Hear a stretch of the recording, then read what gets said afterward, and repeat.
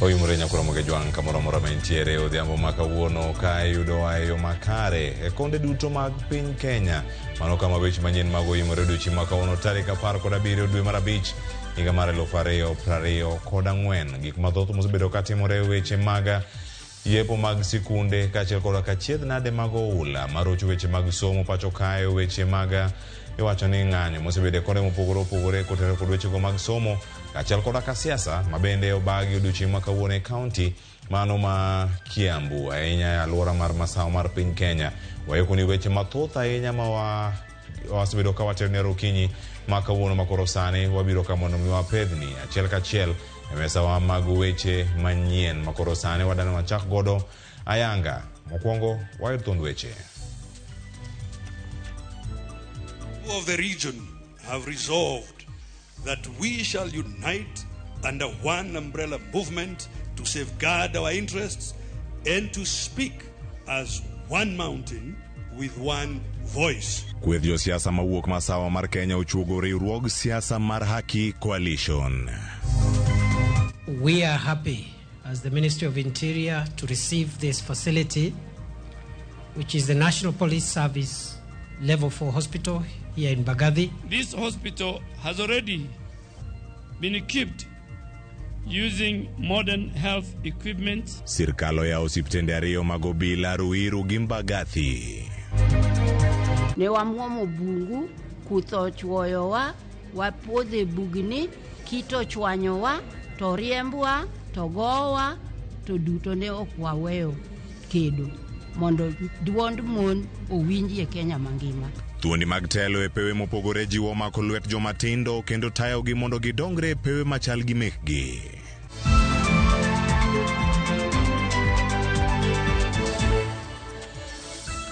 Nyokora moge jwang machiegni yud lendo ni achiel kachiel kokalo e mbui mekwa duto te mag Ramogi TV, Ramogi TV Facebook, Ramogi TV KE, mbui mar X, kaito rikodo e mbui mar YouTube, idonjo kata te subscribe mondo yud lendo ni achiel kachiel. Mbui na yudo kacha Ramogi TV Kenya en achiel kende piny mangima, koro idonjo kacha mondo mi yud lendo ni achiel kachiel. Ka weche manyien to en oyimore. Kama sani turikodwa SMS line wa en 3 to bende inyalo bedo kodwa kae kimiwa pachi kaka chenro sibedo kadhi kachiel kodwa ka weche manyien mawakelo ni odhiambo ma kawuono. Okan ka kena ntiere kae kod Elizabeth Otieno madhi bedo kae kalokunwa wach weche manyien achiel kachiel. An kodika nyinga Cleophas Oluoch jakisumo kanyakwar ma ukeu nyaka chisango.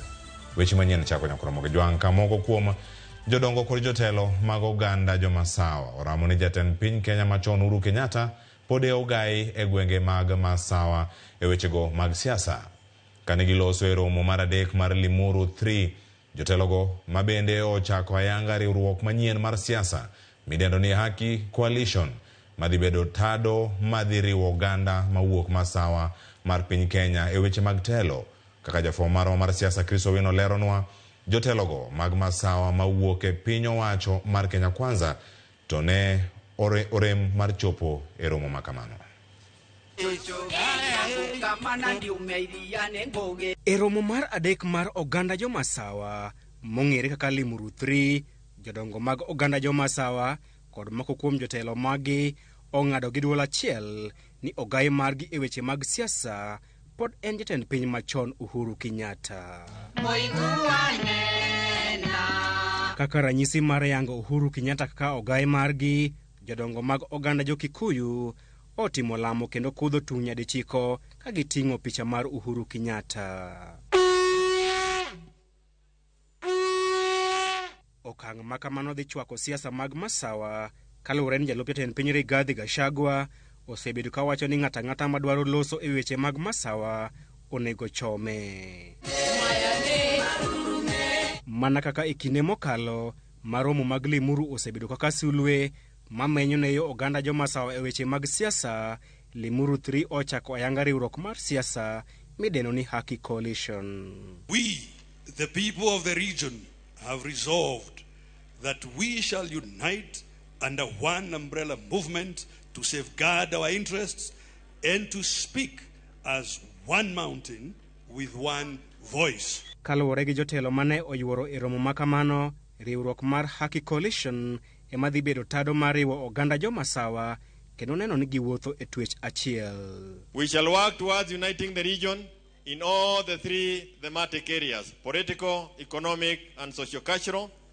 2, that the region shall pursue all its interests through all the means necessary, constitutional, political, economic, and civic action to attain our inherent and unalienable rights and freedom, and as guaranteed to us by God. Biro mar riwruok mar Haki Coalition dhi kelo amen mar siasa e gwenge mag Masawa e kindgi kod duond bura mar UDA mane oyudo kombe mathoth mag siasa e gwengego e yiero maduong' mokalo. And whereas the people of this region have realized that there is need for their political, economic, and socio-cultural unity, cognizance of the fact that the region plays host to 9 million strong voting bloc. Paro mar pogo mwandu kaachiel gi chenro mag dongruok ne gwenge ma pacho kae kaluwore gi kwan mag ji bende oyudo sir mogundho e romo mar Limuru 3. Romo makamano oketo e lela ni mwandu mag piny Kenya nyaka pok kaluwore kod kwan mag ji ma ok lach mag gwenge kaka yo mar neno ni gwenge mag Masawa oyudo ratiro margi. The allocation of national resources must be equitable and guided by our one man, one vote, one shilling policy. Kata odoko ni mane en romo mar poro wach e weche mag gwenge mag Masawa, jotelo mag gwenge mag Masawa motenore kod piny owacho mar Kenya Kwanza to ne odhanjo ne romo makamano. Moko kuom jotelo mag Masawa mane oyuoro e romo mar Limuru 3 ne gin jatend duond bura mar Kenya Martha Karua, jagoro mar duond bura mar Jubilee Jeremiah Kioni, gavana machon mar Laikipia Nderet Muridhi, jaod bura mar Embakasi West Mark Mwenje, jaod bura mar Githunguri Gathoni wa Mushomba kod jaod bura mar Starehe Amos Mwago.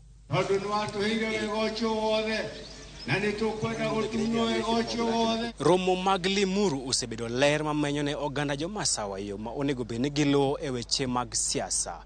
E higa mar 2013, romo mar Limuru 2 ne omenyo ne oganda jo-Masawa yo kendo ne gigoyo ombulu ne jatend piny machon Uhuru Kenyatta. Jopiny koro keto wang'gi mar neno yo ma oganda jo-Masawa dhi luwo bang' romo mar Limuru 3 ng'ado gi duol achiel mar loso riwruok miluongo ni Haki Coalition madhi tayogi e weche mag telo e bwo jatend piny machon Uhuru Kenyatta. Chris Owino, Ramogi TV, Limuru, Kiambu County. Chenro mag somo nang'ikore odiochieng' ma kawuono e sikund primar mano ma Ainsworth, mano ma yudore kar dak ma Eastleigh ma Nairobi. Tok pi oula mano kel kanyo kod koth mapek mano chwe otieno manyoro pong'o sikundno. Ne ochuno telo mar sikundno mondo mi oduok pacho nyithindo duto maromo 109 ma somo e sikundno nikech ne ok ginyal dhi nyime gi somo nikech kilesegi ne opong'. Joyce Oduor, ler mathoth. Okinyi mar chieng' tich abich, jopuonj gi jopuonjre mag skund primar ma Ainsworth ma yudore kar dak ma Eastleigh boma ma Nairobi obedo gi buok tok yudo ka pi oula opong'o kilese mag skundno nyaka kar yweyo mar jopuonja. Chal mar skundno nomiyo telo mar skundno duoko pacho jopuonjre duto mane riko mondo skul ka gin kod riyo mar somo ka jopuonj to piny omako kendo koro giparo pachgi e tie yiena. Kaluwore kod jakom mar skundno Alice Njuguna, pi oula ma koro opong'o skundno molo kowuok e skunde mamoko to nikech dinruok mar odundu ma pi kale, pi koro chung' mane skundno. Maji haitoki kwa hii shule, inatoka upande hii ya mashule ingine. Hii maji inakuja tu, inatoka Pangani Primary School, inatoka wapi inakuja kwa hii shule. Hii shule hata maji ikikuja iwezi toka. Juu hii barabara vile ilijengwa ikiwa juu. Sasa maji ikikuja hapa tu inarara hapa. Kwa watu wengine sijui walitoka wapi wakajenga kioski. Hata tukitaka kupomoa hata kama ni woro kidogo ndio maji itoke iwezi, na hata ikitoka iwezi enda kwa drainage juu barabara iko juu. Alice wacho ni pi mane omole skune e yotieno to koth mapek manochwe nyoro koro miyo buge kod mwandu moko mathoth okethore. Vitabu iliharibika yote. Vitabu iliharibika sana. Kama kwa staff room ile vitabu yote ilikuwa almost 3/4 iliharibika. na hii vitabu ikiharibika, kama government imewapatia vitabu, hamtapewa ingine. Sasa ni government ijue tutafanya nini. Athranur maen jakanyo mar board mar skul no kendo janyuol wacho ni chungo chenro mag somo koro nyalo miyo ok gitiek syllabus mar tam mar 2 kalure ni skunde bende no yaw bang jumbe 2. We will not complete the syllabus, the first thing. The other thing is that's affecting, they might, those 800 children, other parents, they might take their children to other schools, to the neighboring schools. Joten skul no koro ywak ni kinde ka kinde ka koth ochwe to pio ula muomo skul no to onge okang' mora mora maten county ma Nairobi osekao mar konyogi. Season mvua ikinyesha kuna flood. Na tumetry kuandika barua kwa county government, hata kwa education, hakuna kitu wanafanya. Kama last time tukifunga shule, tulifunga mbele na wiki 2. Juu watoto wangi hawa gisoma, kulikuwa tu vile mnakuona. Nyaka sani pok ong'ere odiochieng' ma jopuonjre biro dok e skul no nikech chope bende pio ulo pong'o gino manyalo kata kelo landruok mar tuoche. Natokea hata saa ingine kwa choo. Kwa choo ukienda maji inatoka na chini, watoto hawezi enda choo. Sasa the situation is like it is. We don't know when they can come back to school because this place there's a lot of water. Since there's a lot of water, we don't know when it will go out. The sewage system is taking water, but it is not. It is very low to take that water. And if it got blocked, it might not go even today or tomorrow. Joyce Oduora, Ramogi TV, Nairobi. Pogosigan Joyce Oduor, jotend migepe mag arita kod mag jolweny Kithure Kindiki kod nyawadgi Aden Duale ne otelo kawuono e nyasi mar yawo ayanga osiptal mar Obila mayudore kar dak ma alwora ma Mbagathi kod Ruiru, mano Mbagathi ma Nairobi, Ruiru mantie kaunti ma Kiambu, ka od thieth ma kamano dhi bedo kanyo kod otenni maromo 150. Dwe mar 11 higa mar 2021 Manen jatend piny Kenya machon Uhuru Kenyatta ne oyango gedo mar od thieth moyiedhi ne Obila ma pachoka. Kawuono, higni 3 bang'e, migawo mar arita kokalo kuom jatend migawo margi Kithure Kindiki orwako osiptal manyien mar Obila mayudore Mbagathi kaunti ma Nairobi kowuok kuom jolweny ma pachokae mosebedo karango gedo mar osiptal no. Yangore ni od thieth manyasani no ni kod thuolo mar ting'o otendni maromo 150 kendo gere gi omenda maromo bilion 1.2.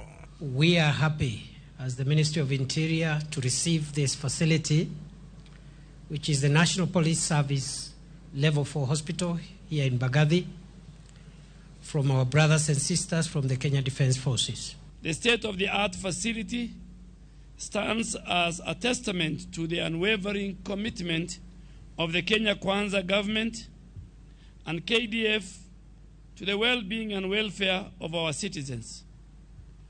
With a bed capacity of 150, ample water storage for both underground and overhead tanks. E kinde mokalo, moko kuom apisas mag Obila kod jolweny osenenore ka dondore gin giwegi. Kindiki bende onyiso mor mare ka oneno ka Obila tiyo machiegni kod jolweny e tayo chenro mopogore opogore pacho kae. I see the collaborative arrangements in terms of programs, projects, where our KDF and the National Police Service are working together. I am a very happy minister. Rang'iny mar osiptal no bende okwa jotende mondo ritgi moloyo ketogi e lwasi ma ok ni kare. To make sure that the facilities that have been put here, the buildings and the medical equipment, are maintained in good order so that the good standards that we see here today are not run down. Sani koro Obila ma pacho kae biro yudo thuolo mar yudo thieth ka dipo ni gihinyore ka girakore kod jonjore kendo en fuong'ruok makende ne apisasgo. Sirkal bende osingo miyo anyuola mag Obila lwasi makare mag kuonde jot, somo kod weche mag thieth. We are sure going forward now they have a facility in the event that they get hurt by the enemy. They have a place they can be evacuated for treatment.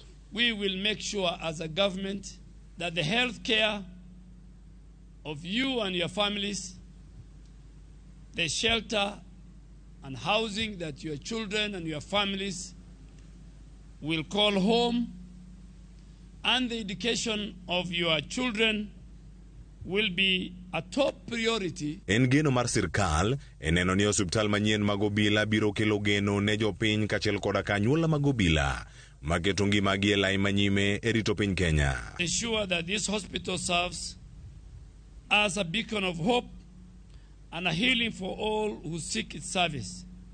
May it stand as a symbol of our collective resolve to prioritize health and well-being of our people above all. Motelo ne yepo mar osiptal mar obila kawuono, Kithure Kindiki kod nyawadgi Aden Duale ne oyawo osiptal mag apisas mag jojela kata prisons, kendo ne gilero ni od thiethno biro rwako nyaka jopiny mantiere alwora mar Ruiru. We have also agreed with my counterpart CS Aden Duale that we will be again in our facilities reaching out to the surrounding communities and general members of the public. Jatend piny Kenya William Ruto okwayo mondo tim lokruoge e riwruoge mag pinje maoko machiwo omenda kowacho ni ber ka inywako pach jokanyo duto. Omedo ni chenro mitayo kata matiyo sani e sekta marola ochung' konchiel kendo ok odewo dwach pinje madongore. Gino momedo ni biro konyogi wuok e bugo mar hola madio pinje mopogore opogore. Ne oloso e romo mar twak ma jotend piny ne oromo kanyo mar Africa CEO Forum manotimore boma ma Kigali e piny Rwanda.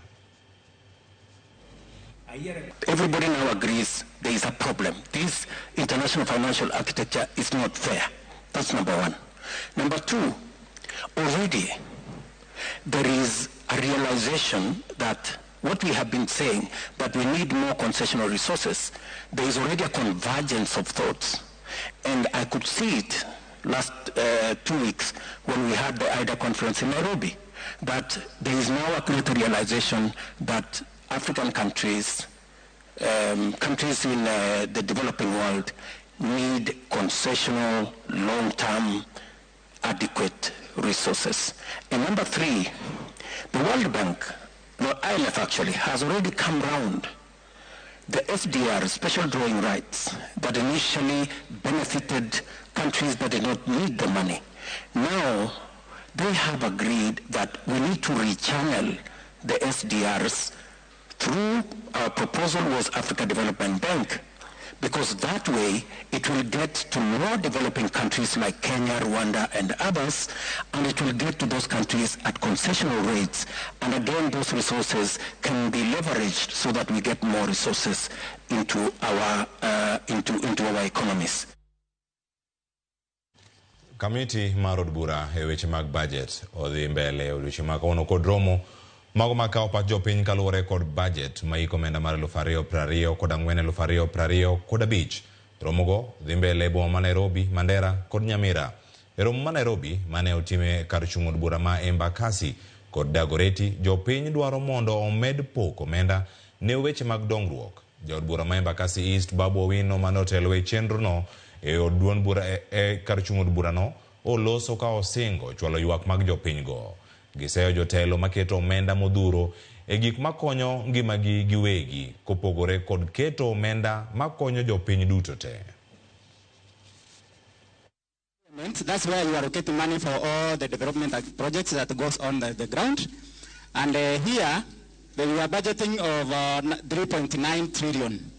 But the problem is the allocations of this money. Because ukiangalia wakati sasa tunaambiwa kwamba there is renovation and refurbishment of some houses that cost almost 11 billion, and yet the common mwananchi here is suffering. Let the money follow the resources, more especially the resources, the functions that were being devolved to county government. Unaenda Riruta, unaenda Mtuini, kama we mama mjamzito, unapofika huko, unatumwa, labda unaumwa, unakuwa referred Kenyatta, ama unakuwa referred Mbagathi. Wakati ambapo unafika Mbagathi, unakuta madaktari hawapo, ama nurses hawapo. Kuna wamama ambao mtoto amezaliwa ako na complication, ambapo anaambiwa alipe down payment ndio mtoto wake aguzwe, mama anapoteza mtoto wake akiwa on that process. To make the matter more painful, wakati ambapo unaenda kulipa bill, unalipa bill mpaka na hiyo pain ambayo umeundergo kama mama. Najua sana sana munasikia kuwa hamu feel hamufeel leaders wenyu. Mimi mwenyewe ni mama county. Ofisi pesa nimepewa ofisi moja, so nimeweka ofisi yangu Komorok, lakini nitafanya juu chini na wabunge wetu na DCCs nifike kwa ofisi tuzungumze pamoja. Tuko hapa kwa sababu yenu, na sisi kama wajumbe tutahakikisha ya kwamba kama kamati tuhakikisha ya kwamba views zenyu zote ambazo mmesema ziwe implemented. Haya, kowuok Nairobi wagweng' wecho dhene kaunti ma Kisumu kama tend buch jopiny maboma ma Kisumu wokoko tung' mosuo ka gikwedo osuru masani sirkand Kenya Kwanza chano medo ne japiny. Kane giwuoyo e romb yiero jotendgi, jotelogo ne omedo ni giikore mar dhi e ng'anyo ka sirkal ok owinjo ywak jopiny mar duoko osuru kendo ne gimedo kanyo ni osuru moket ne mwandu ni malo kendo hinyo japiny mokalo.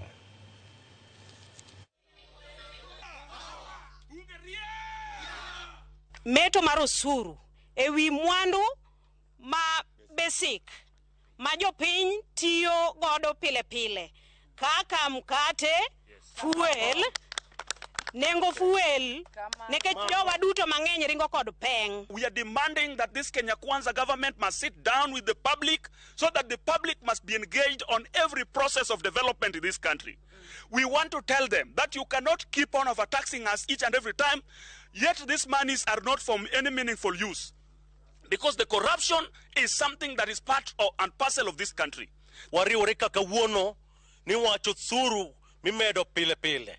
Inyoa kendo medo yinja piny saidi. Ubede gige magedo, ubede gig tiemo, ubede nyake petrol. Japiny winjo matek. To mane gi wariwore kaka wuono ni. Mondo mi bunge koriwore te. Bunge swate. Mondo chung motegno weche mag osuru madhi mbele kasani. Pesa mar afya manye konyo nyithindwa mantie secondary gigolo oko. Feeding program gigolo oko. En sirikal matero jopiny kanye. Haya, nyakoro mojwang' waseduogo mano e kaunti ma Kisumu.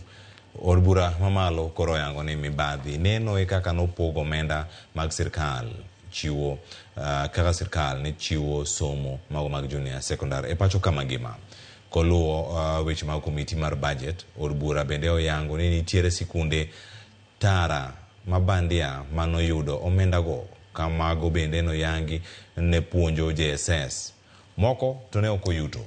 Mane timore kinde ma jopuonj mag JSS ni e ng'anyo ka gidwaro mondo mi ondik gi yo mongirore kendo ochulgi maber. Magi ne ofwenyore kinde mane komiti no limo boma mag Gilgil e chenro mar kawo pach oganda ne budget mar omenda mar 2024 2025. Pesa imebaki kwa ministries. Ministry headquarters inabaki na pesa. Hizo the infrastructure. It will be very, very important if this money is not enough. Ziongezwe ili ziweze kufika mashinani. Kwa sababu we all rely on CDF. Ukiandika unaelezwa CDF. And also the vote head that labda kiti ambayo inapatikana kwa CDF could not be also be enough. Kama shule haiko pesa inapelekwa wapi? Na nimepeana mfano wa shule ya Kanorero hapa. Ulipata siku moja wametoa watoto imepelekwa Baringo. Na usipopewa kwa hii quota, si kusema kesho utapewa ya hiyo quota. Hiyo pesa inaenda wapi? Kwa hivyo hiyo system haiwork vizuri na kuna singizio la corruption. Tunaomba Waziri Mashogu achukue hatua kwa wale ambao wanachukua pesa ya watoto wetu. Kuna pesa tunataka kuweka pia kwa supplementary kwa sababu unajua tuko na shida. Kwa sababu tulikuwa tunajaribu sasa kujenga zile barabara zingine kama zile mheshimiwa ameongea, lakini now the damages ni mingi sana. Especially unajua bridges zote zimeanguka. Kama hapa tumetoka kwa commissioner, tunaambiwa na huko saidi za Kuresoi kila kitu imeenda vibaya sana. So we are putting a budget for that. That is why we want to sit for supplementary ndio tuhakikishe pia masho za mashure. The 100 million is actually not a promise. It is an allocation that is given to specific counties that we have visited for public participation. So counties that we didn't visit are not going to get the 100 million. But every county that was visited by budget committee is going to be awarded an extra 100 million. nyakora mogijwangi mano waka yuyo mokwongo chenro mar Yimore otieno makawuono ka ayudo ote mano konumiwa paro kotere kod weche manyien mabende wakelo ni odhiambo makawuono ka wantiere kae kod Shem Otho mawacho ka ni Yimore Leo ne studio karkanya luwo weche manyien yo makare amor matek kendo achwalo mos ne joga duto ka gintiere karka mora ahinya gi weche manyien. Aneno chenro mar Yimore ka ntiere Embakasi mradi ma number 1 fan mar Ramogi TV Winnie Oguta ka ntiere JKIA ero kamana ahinya mano iriva iwacho ni yude yo makare ero kamana ahinya kama chelo mako Jwang David Omondi janyaka Nyabondo Ramogi TV winjore maler imedo nwa osuru mondo bilion 1.2 kaw mondo mi jal machielo mondo los apis aworo Kenya odhi nyime kwacho luwo chenro yo makare. Viviana Nyango neno wakentiere Nakuru ka Otis Nyawade wacho ni entiere chenro kaka ni wacho no Yimore ka ntiere Sindo Mwalo mano wacho no luwo chenro achiel kachiel. Jogo mabende oro ote kokalo e mbui magwa mamoko ting'o Ros ka bende wacho ka ni achiel kachiel entiere kodwa e chenro ni nyakora mogijwang. Waluwo weche mamoko mathoth ka waduogo bang' ywe makao sani wamedo somo gi to sani wakao yweni.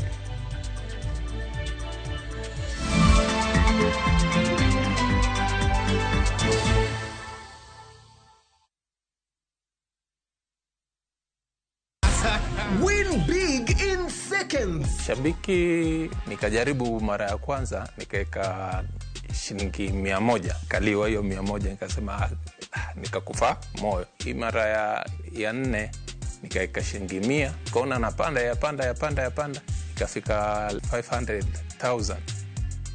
Nikamusisha msichana wangu mkubwa akaniambia dadi toa hiyo usiache toa. Nikasema wacha tu niendelee tu kucheza.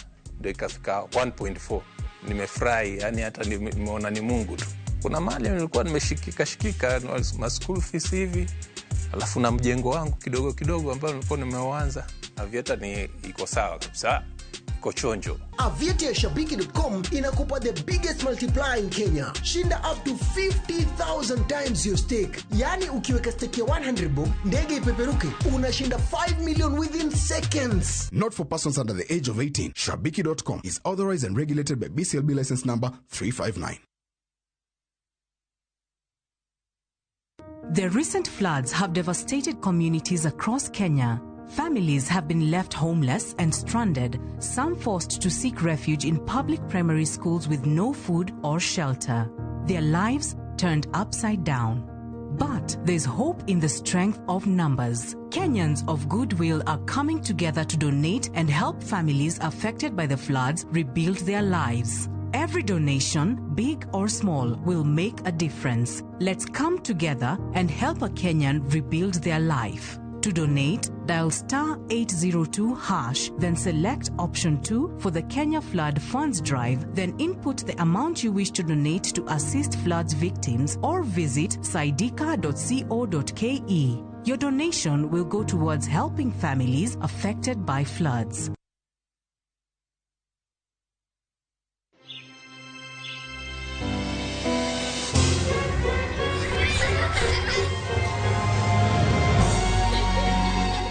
Wash your clothes with Toss Lavender to leave your clothes with a lasting, irresistible freshness. Hi there, I'm your new friend Panda from Paokwa. Come along for our adventure today as we take you through the Hummingbird Tales. Kim and I are going on a camping trip with our Scouts troop. But first, Tilly, AJ, Kim and Pendo will explore some inspiring African stories. we will learn together about Dr. Rachel Masake. Can I ask you what you are good at? Maybe you can draw or run the fastest in your class. The little ones of all ages will continue learning as they watch the best content on the go only on Viusasa. There is so much to explore.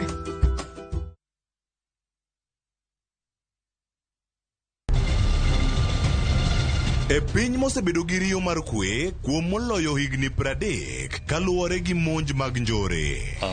We have faced an enemy who is metamorphosing, meaning he's mutating. Kata obedo ni chiwruok jolweny Kenya osekelo geno, kendo koro ofungu mar arita idwa keti lwet jolweny piny Somalia. We need the ATMIS, We appeal to continue the work of the activists. Jopiny pod ni kod luoro. Kaluwore kod luoro ma pod nitiere chuny jopiny. Kare duoko ni e lwet ng'a. To solve the issue of Somalia, it is the Somalis themselves. Kete mane Ramogi TV, chieng' Ngeso, Jumapil kod Wuok Tich. Kama jafwambo marwa George Bati fuono kaka jolwenyo chiwore ne chungo mise kwe e piny Somalia.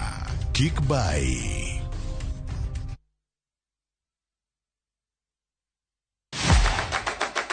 Chenro mami thuolo mokwongo mar neno kendo winjo gik motimore e paw tuke. Anyisi ni mpira yeteka eri mokalo e paw tuke. Kochakore gi weche mamulo chuny nyaka mago mamulo pach ji.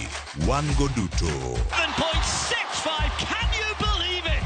Mbaka makende gi jotugo kod joma ong'ere weche tuke. Jong'e man jo Kenya jong'wech. But ino ka jomoko nobiro kod tuke moko ma ken popular ahinya to ne gibiro gi perform maber kaka yiego. Nonro matut kod weche manyien mag tuke mowuok e piny mangima. Football is not only physical, mentally teacher benity. It calls for more character than just being a legend. Pau tuke, kama tuke osiko, Ngeso ka Ngeso, Saboro odiochieng'.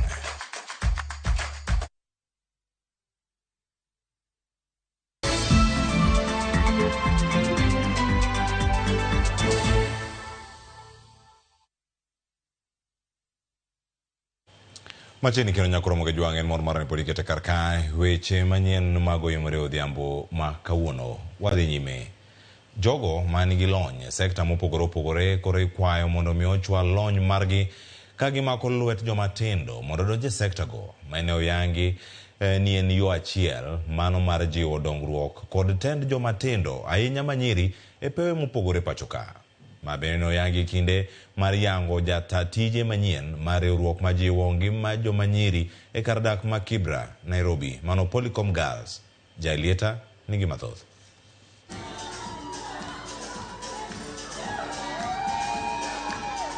Thuondi mine e pewe mopogore pachoka norado e romoni ka irwakogi kod mor, ilo kod sigalagala.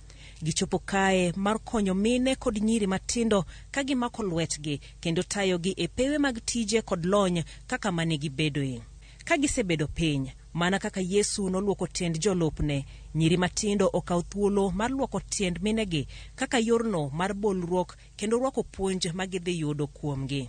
Before you and I were born, in the 50s, in the 60s, they fought for the space, for the agency, for women and girls to be acknowledged, respected, and uplifted. And now today, we are in 2024, we look back and we say, we know that you went back and opened the space for us. We have come to say thank you and to come and seek your wisdom because we know that you know what we don't know. Minegi motingo e kind mamoko Mama Jael Mbogo, jasiasa mara huma, Lina Jebi Kilimo, mabende kedo ne tieko nyange mar nyiri, Zipora Kitonyi e kind mine mamoko matene, ochopo kae mondo gichwal lony margi, kendo gimak lwet mine kod nyiri mantiere pewe manegi kale mar konyogi rieny kundego. Ki watayo mena joma tindo nikech wan ne onge ng'ama otayowa. Ne wamuomo bungu, kutho chwoyowa, wapuodhe bugni, kito chwanyowa, to riembwa, to gowa, to duto ne ok waweyo kedo mondo duond mon owinji e Kenya mangima. Koro watemo wacho ne nyithindo manyiri ni kaber to konego bene oringaringa kende ka wiye bare ni to tina chom kanye ka nitie gima thage to yudo ng'ama miyo mosewuotho yor nyeri to penjo wach mantiere emomiyo okelo mine geri wang' achiel mondo nyithindo gero puonjre irgi.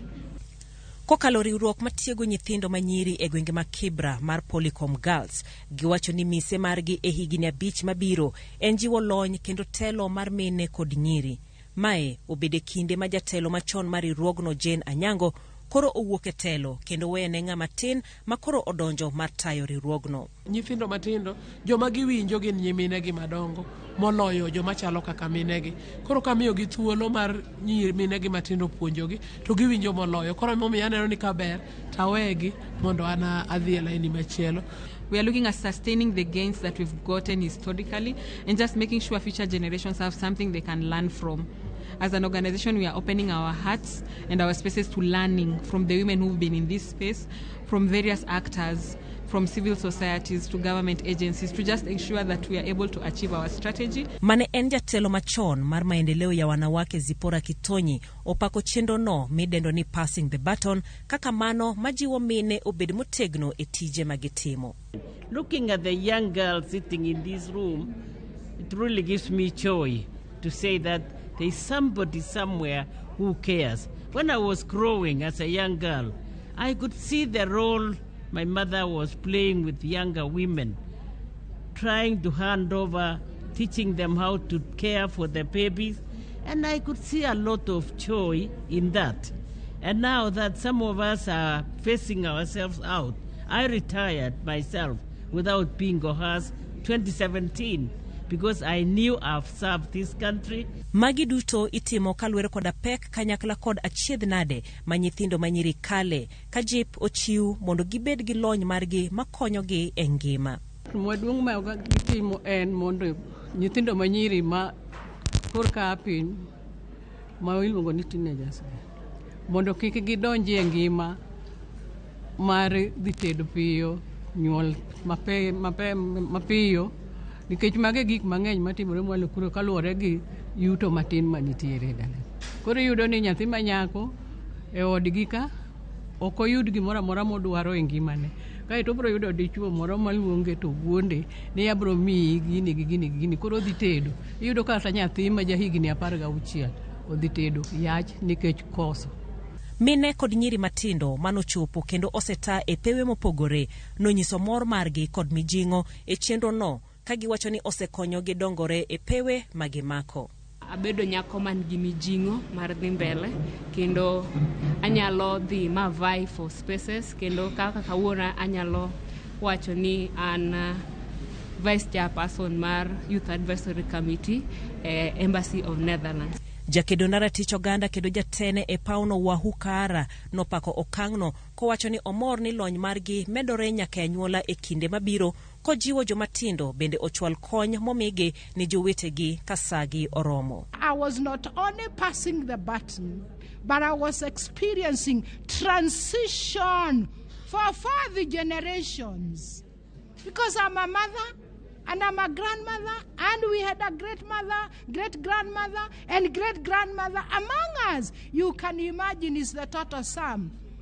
As Kenyan history can record, and therefore we are recording the unrecorded history.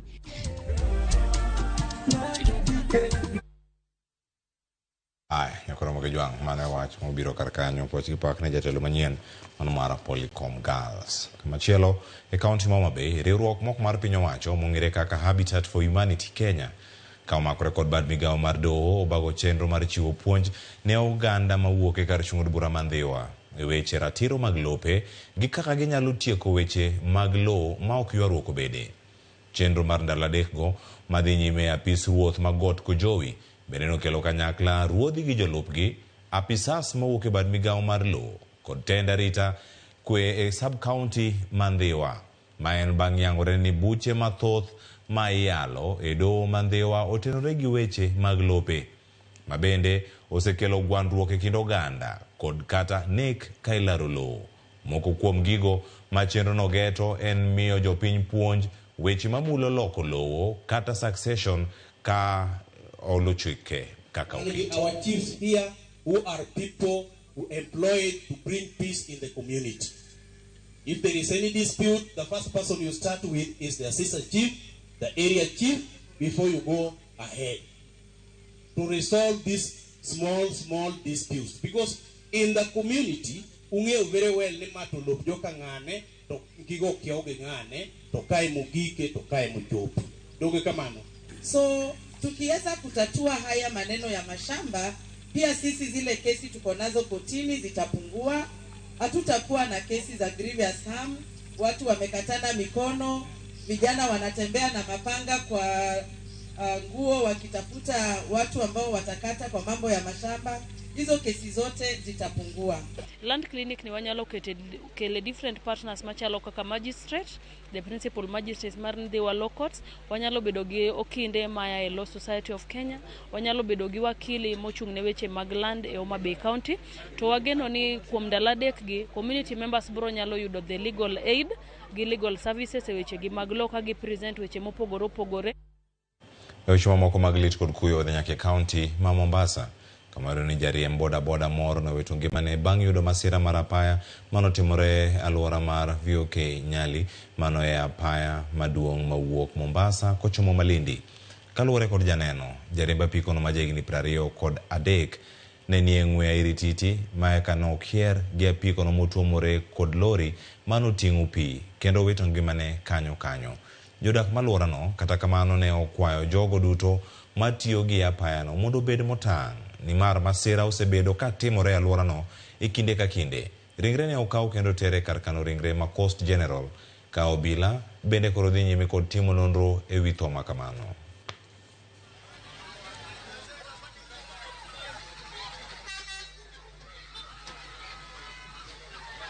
Alikuwa anajaribu kurudi kwa barabara akateleza. So alipoteleza kuna hii chuma ya hii gari akagonga kichwa hapa ikatoboka. Ndo kumepatikana majanga kama haya. Lakini kusema ukweli mwenye gari hana makosa, alikuwa kwa line yake. Kitu nawezataji serikali ipate kusaidia katika hii barabara. Ile mondoko serikali imeamua kupanua barabara itakosa, lakini ila tu serikali inapoweka barabara ijue kwamba kuna shule hapa karibu ipate kuweka pedestrian crossing. Kama hii barabara sasa hivi tumekosa pedestrian crossing. Tuwekee wale mapolisi county at least ile usubuhi, unajua watoto ni wengi na ikifika saa 9 pia watoto ni wengi, at least ile saa 10 saa 1 ile usubuhi wasimame hapa kidogo wavukishe wale watoto kidogo wawe safe. Umeona, mtu mzima kweli anaweza kujitetea, lakini watoto inakuwa ni ngumu. Na ukiangalia kuna wazazi wengine wako busy, hata hawezi kuwapeleka watoto wao shule, wanaachia tunendeni shule, alafu inatokea vitu kama hiyo. Madereva, ushauri ni tuwe makini wakati kama huu, wakati wowote tunapoendesha magari lazima tuwe na umakinifu. Tujali wale wanaotembea na miguu, wanaoendesha pikipiki, na hata wa magari, madereva wa magari tuheshimiane, tuwe na utaratibu tu. Pia nao madereva wa marori pia nakuwa waangalifu, maana hii barabara pia iko busy sana hii. Wa madereva pia wakuwa waangalifu wanapoendesha magari. Hii ni njia ambayo iko busy, kama unaona saa hii iko busy, kuanzia saa hii hadi mpaka saa 3 iko busy sana.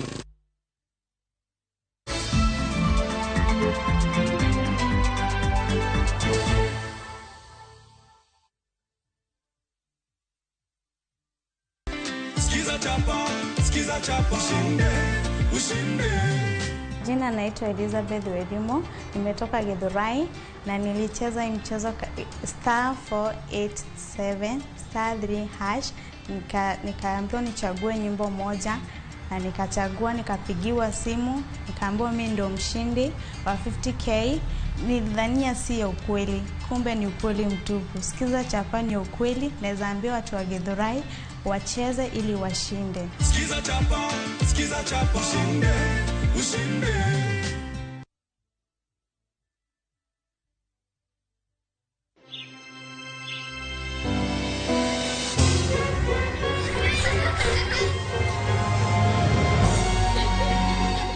Wash your clothes with Toss Lavender to leave your clothes with a lasting, irresistible freshness.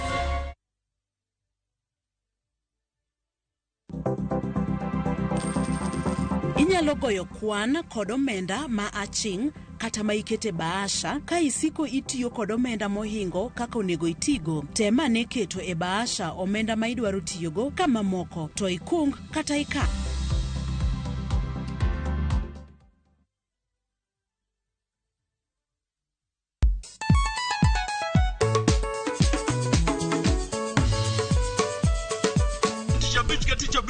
Kochakore Samuel wakelo ni ngoma mobedo pay design makare. Ramogi TV biro kanyakla kati yako na Ramogi Radio kama bende Stimariwa Record P. Yawanja wauntie kikubedo mabori kwa Ramogi nkech kai ekumi yudo gik mamit kabisa Ramogi Night this.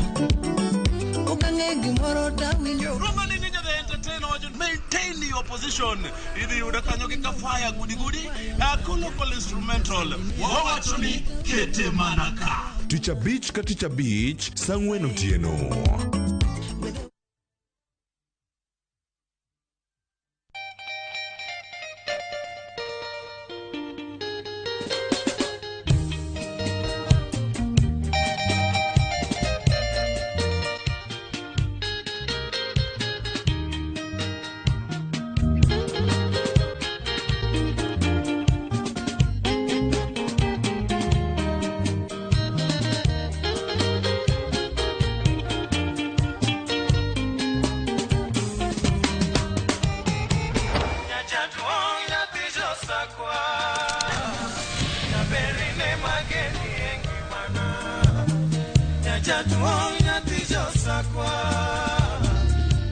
Radio Ramogi, Karchun Jaluo.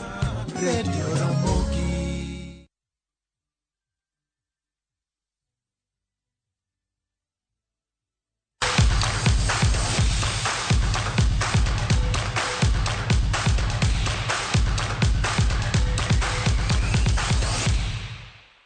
Machiegni weche mag tuke. Gedo mar alap ma Siaya ma igero e rang'iny masani dhi nyime motelo ne yepo mare dwe mar 7 higani. Gavana James Orengo olero ni gisani tado gi kombe ma ji dhi bede e gino ma kambi mane ume orak mar gedo timo mana kaka James Opondo koro leronwa. Masinde mag komeko kombe manyasani tado mageng'o chieng' kendo keto johera mag adhula bedo kama koth ok nyal goyogie bende oseng'aw ka dweche koro ikwano mar tieko gedo ma alap manyasani mayudore chuny boma ma Siaya. Alabno manyalo ting'o johera mag adhula maromo 20,000 gedo mare oseyware kata kamano. Jo Siaya oyudo fungruok bang' Gavana James Orengo lero ni alabno biro rumo dwe mar 8 higani. In terms of the track and the field, we are probably going to have one of the best in the region. The pavilion, I think my colleagues agree that it is huge, but we intend to use every space in it. Our hope is that by middle of August, the stadium will be ready for use. Elimbe mare mane otimo kinyi makawuono kotene gi jalup gavana ma Kisumu Matthews Owili, Senator Mamigori Eddie Okech kaachiel gi jaod bura mar Ariedo Tienda Molo. Orengo olero ni klab mar Gor Mahia gi Bunge FC gin moko kuom timbe mabiro tugo e labno mokwongo chieng' yepo mare. Korka kore Amolo nokwayo gavana mondo olos kuonde magawa e labno mondo mi johera mag adhula thuolo mar madho gik mang'ich ka jogo ma ohero gigo makech dhogi bende obil magi e kinde magineno tuke mopogore opogore. This stadium can hold a lot of restaurants, so we hope to persuade the governor and his team that the stadium must not just be for sports activities. Let it also be for corollary activities, so we can have maybe the contractor, once she's done, she might bring a Chinese restaurant here. We have some Luo traditional restaurant. Weche mag tuke gin moko kuom yore manyalo ywayo joket mwandu ka tieko gedo mar alap ma Siaya biro miyo kaunti no thuolo mar yudo omenda e yor weche tuke.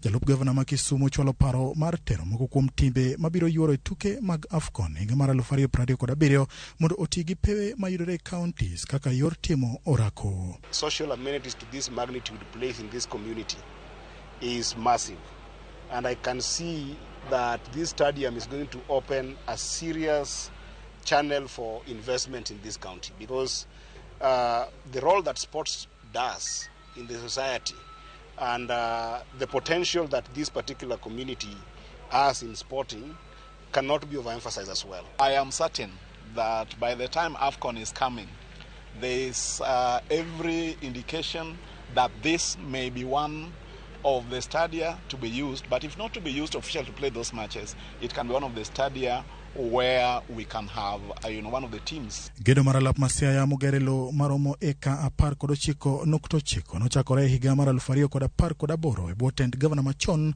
Colonel Rasanga. Romo mare biro konyo e gero mich mag rowere kaunti ma Siaya gi alwora mare ka johera mag adhula bende biro yudo thuolo mar neno tuke adhula lig maduong' pacho ka ponono ni klepe matugo e KPL biro chwalo paro mar kawo alabno kaka dala. James Opondo, Ramogi TV. en gino marani alap buru rum. Wabobedo kae kawakoni dwe mara boro kalap masiaya. Urumo dieri kosupodi. Erokamano James Opondo kwa report makamano. Kamachielo, jalup jakom mar riwruok matayo weche mag tuke mag volleyball pacho kae Paul Bitok ogwetao kaka jalup kocha mar team mar Malkia Strikers motelo tuke mag Olympics. Bitok noweyo tijno bang' ng'ur wuok kuom jo Kenya e kinde mane riwruok mar Kenya Volleyball Federation miye ting' mar bedo jalup kocha.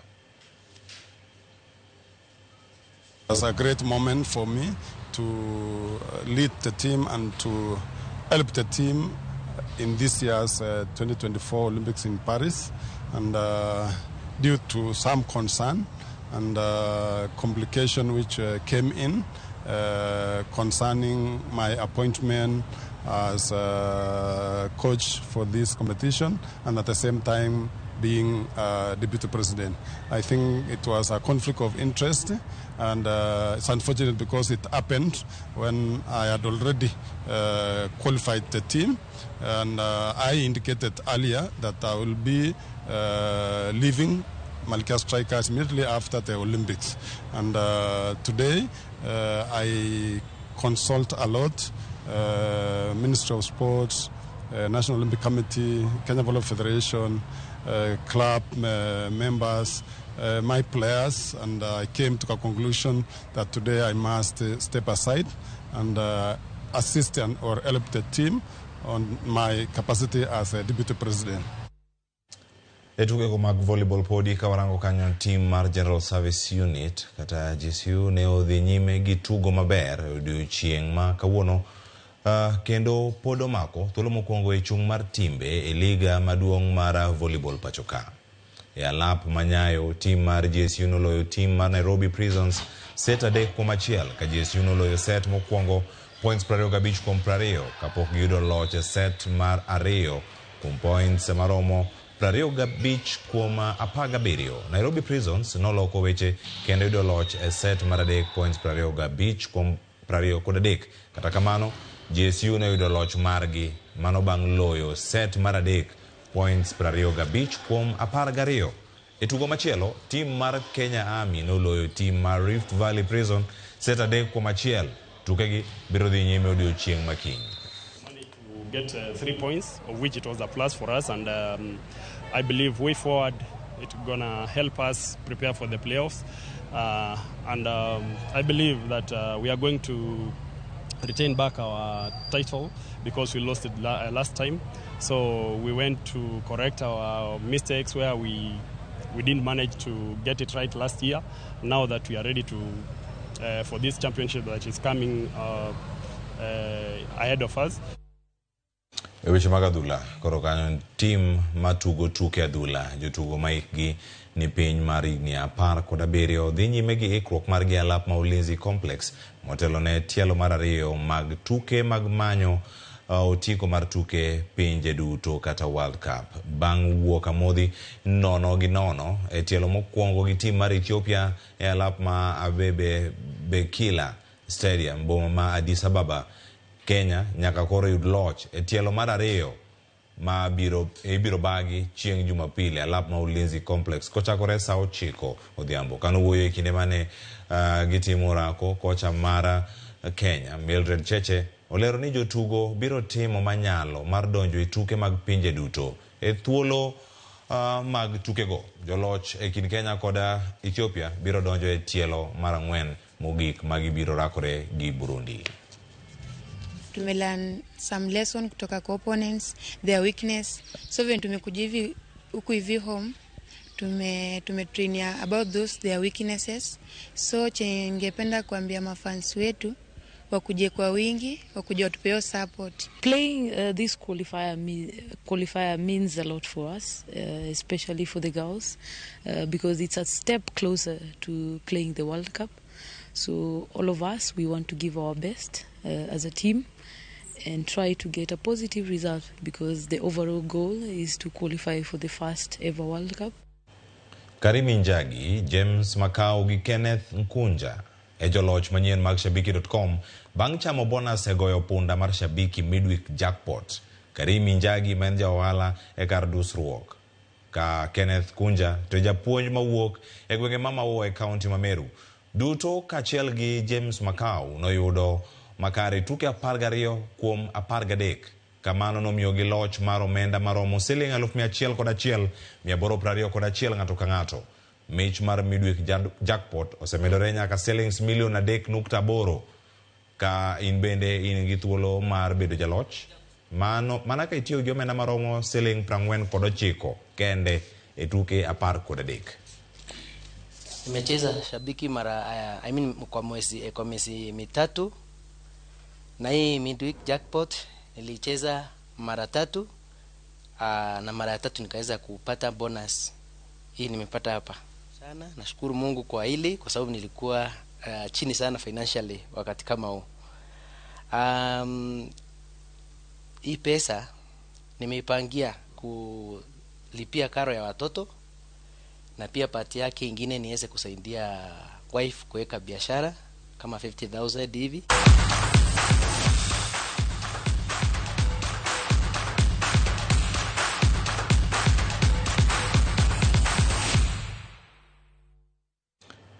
Nyakora moga joangi report magweche maga tuke gi makoro dan wakawe yueyo masani to agoniro kamana enya un joera magura joera magra Ramogi TV nyithin Nyasaye eru kamana enya jogo mobedo kodwa ka achiel ka achiel. Nitiere Charles Okode Nyayo wacho ni waneno Ramogi TV ka wantiere Kisumu Nyalenda. Mama Nyasango wacho kani amoso ukanyera Ramogi TV aluwo chenro magweche manyondo chiema kawuono shemo thoero kamana enya kendo komacho ni nitiere kodwa e chenro Odhiambo ma kawuono ka wadhi nyime Joyce Polo wacho karkani wawinji e chenro e yo makare ka wantie Kisumu Nyalenda Katworo gima medo mana bedo matek wacho ni nyaka wati matek mosna George Polo kachiel koda ka Jojo Pande an kwa boch Joyce Polo wawinji ka wantie ka gi nyithinda mano Sheila Polo, Eunice kachiel koda ka Michael ote mondo chopnegi kamoro amora magintiere kanya achiel kachiel. Erokamano ahinya gi jogo duto mantiere ka. Posha wacho ni luowa achiel kachiel. Wilberforce Otieno wacho ni winjo chenro Cleo Mosna North Kanyamkago Ward te kagintiere kar kae. Vincent Obonyo wanini live kantiere Kisumu wacho ni berndi kendo aluwi kachiel koda ka Ken Babu ma wacho ni wantiere kar ka e alwora ma Nairobi wacho ni kal Nairobi te ka enya otieno makawuono. Lewis Onyango kantiere Mbalariany ma Kenyatta wacho ni waluwo chenro achiel kachiel odhiambo ma kawuono kendo gintiere chenro kodwa achiel kachiel nyakora Ramogi Jwang ka ote mamoko ma pod donjo kae. Megan Sungu neno wa kantiere kaunti ma Kisumu gwenge Madunga ka Faith Ken Luowa kantiere e kaunti ma Nairobi kae. Liz wacho karkani oluwo chenro wacho ni ka entiere tich. Erokamano ahinya gi jogo duto. Rosso Lang maneno ka ntiere Machakos erokamano ahinya. Aneni live from Kisumu kawuono ma PC Omolo Jakagwa ka ntiere Kibuye. Erokamano ahinya gi jogo duto maluwo nyakora Ramogi Jwang kawuok e konde duto mar piny Kenya. Wacho kanyo ne mbui mar Facebook beno mi uthuolo mondo mi ukonwa ni doyo machal nade. Mako Jwang David wacho ni jonyakat Nyabondo ni kara ka wacho ni parnwa uru ne MCA ma Southwest Nyakach Lumumba Wade ni ong'iye yo mawuok Nyabondo Petrol Station kochomo ka Canada Primary mano Canada Primary School. Wacho ni nyaka soko kahawa yore goricho sana. Erokamano kuom ote mari Samuel Wodamani oimore jafwambo ntiere koduka kaka pile asemole chenro kendo ntiere koduka achiel kachiel kawuok Siaya County. Erokamano ahinya.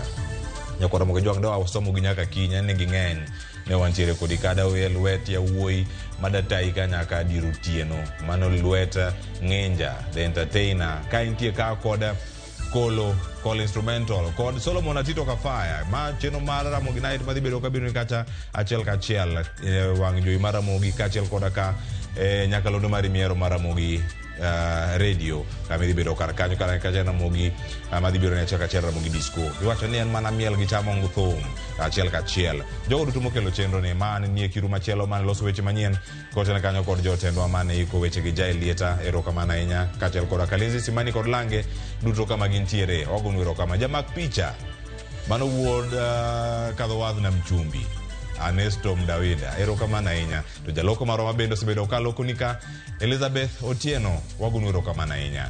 An kora tieke kar ka jodonje weekend Nyasaye mondo telnu duto. Nyinga Cleophas Oluoch jakisumo kanyakwar mokew nyaka Chisango. Oriti Nyasaye.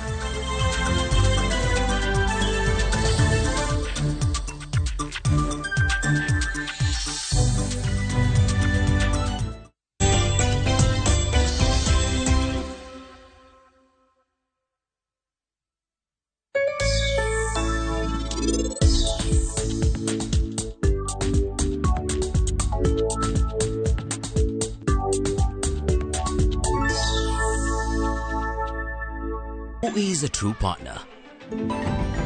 They step in when you need them the most. Because a true partner is a partner kwa ground. KCB Bank. Are you ready to turn your Skizza-tunes into cash? Dial *487*3#. Choose your favorite Skizza-tune, confirm, and enter to win big. 50K daily, 100K monthly, and the grand draw of 1 million Kenya shillings. Each time you download Skizza-tune, you support our local talent as you increase your chances of winning big. All SMS alerts are from Skizza Citizen, and lucky winners will be contacted from 0709 767 000. Skizza Tune, Skizza Chapa. Terms and conditions apply. The recent floods have devastated communities across Kenya. Families have been left homeless and stranded, some forced to seek refuge in public primary schools with no food or shelter. Their lives turned upside down. But there's hope in the strength of numbers. Kenyans of goodwill are coming together to donate and help families affected by the floods rebuild their lives. Every donation, big or small, will make a difference. Let's come together and help a Kenyan rebuild their life. To donate, dial *802#, then select option 2 for the Kenya Flood Funds Drive, then input the amount you wish to donate to assist floods victims or visit saidika.co.ke. Your donation will go towards helping families affected by floods.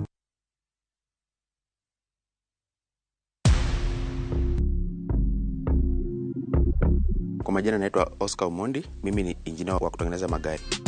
Shabiki nilisikia katika redio na pia kwa mtandao kwa kijamii. Niliposikia shindano ya jackpot niliamua kwanza. Nimekuwa nikipata 9, saa zingine 10, lakini huwa sikufi moyo. Kwa bahati mzuri nikapigiwa simu kwamba mimi ni mshindi wa bonus. Mara ya kwanza sikuamini. Venye nilielezewa, niliambiana mpaka nione message ndio nitaamini. Naweza ambia kila mtu hapo nje, marafiki wangu popote walipo, wacheze Shabiki, watakuwa washindi. Shabiki Super Jackpot, ni time yako. Mimi nadai wote twende hivi. Not for persons under the age of 18. Shabiki.com is authorized and regulated by BCLB number 587. Discover the beauty of Amboseli at All-to-Kai Lodge with 30% discounts from View Travel. Enjoy a 3-day safari from 25,000 Kenya shillings inclusive of transport. Wake up to stunning views of Mount Kilimanjaro. Have breakfast in the bush with sunrise as your backdrop. Enjoy guided nature walks in the park, go bird watching and experience wildlife through game drives at Amboseli National Park. Immerse yourself in the Maasai way of life by experiencing the culture, food, dance and heritage. Ready to relax in the wild? Let View Travel guide you. Visit viewtravel.com and book now. View Travel. Dream, explore, discover. Sasa kwa tao moja tu unaweza pata third party cover for your private motor vehicle valid for 30 days. Say goodbye to expensive motor vehicle insurance. Pata bima kutoka Direct Line Assurance. Kujisajili, bonyeza *487#. Weka namba plate ya gari yako, ID namba yako, email address yako na ulipe thao moja tu. And your digital cover will be sent to you instantly. Collect your sticker at your nearest Total service station. Dial *487# upate third party motor insurance valid for 30 days. Pap, ni thao tu.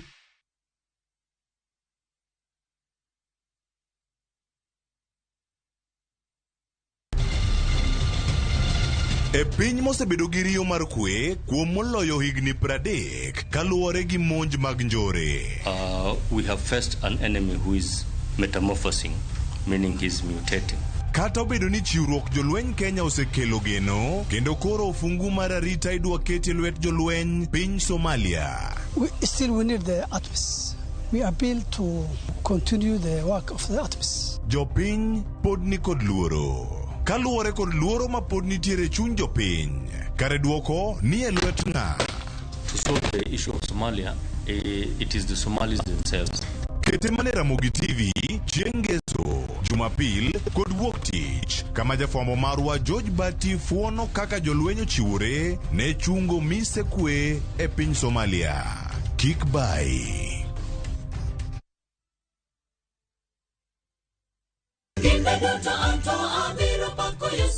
Ging'wono mar Nyasaye manyisore e ngimawa kinde ka kinde.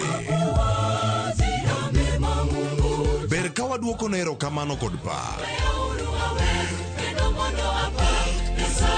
Ma watimo sabato ka sabato chakre saa 2 mar okinyi. Kod injili mapuonjo, gwedho kendo loko ngima. Koa kuom jotich Nyasaye mowal makelo weche mag geno. Nyasaye wuoyo kodi kendo wuoyo koda ni kik iluor gimoro nikech an kodi. E injili ngima, Ngeso ka ngeso, chakre saa 2 okinyi e Ramogi TV.